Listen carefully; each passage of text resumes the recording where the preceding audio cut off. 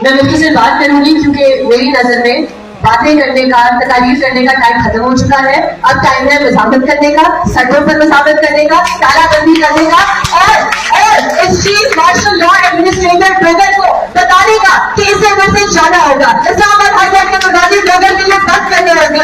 اسی طرح یہ جو ہماری عدالتوں کو عسکری عدالتیں بنایا گیا ہے، یہ ہمیں قابل قبول نہیں ہے. ادھر کوئی میجر نظام کو کوئی کرنل اعظم بیٹھ کے نہ تو تاریخیں دیتے ہیں نہ پیسے دیتے ہیں. ہم سے بھیجا کہ حادثوں میں پروڈکشن آرڈر نہیں جاری کرتے. اور پھر جو باہمت زمین والے جج ہوتے ہیں، چاہے وہ جسٹس باہر ستار ہو، چاہے وہ جسٹس محسن اختر کیانی ہو، چاہے وہ جسٹس نڈال اجاز ہو، چاہے وہ جسٹس امن رفت ہو، جو بھی بازمین جج ہے انہیں یہ کیسز نہیں دیتے. ان کے بینچز کھولے جاتے ہیں. ان کو اس طرح جس طرح کل ہماری بات کی پیٹ میں چھڑا ہوتا تھا اور اس طرح بھی فیصلے دیے جاتے ہیں.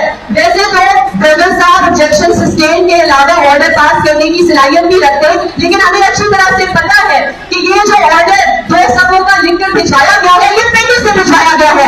اور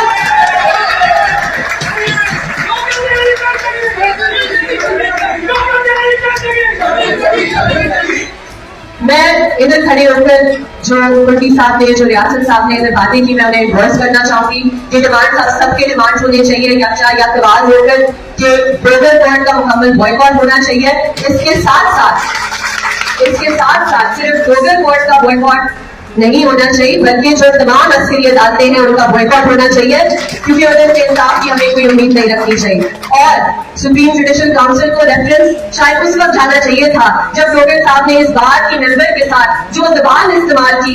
اگر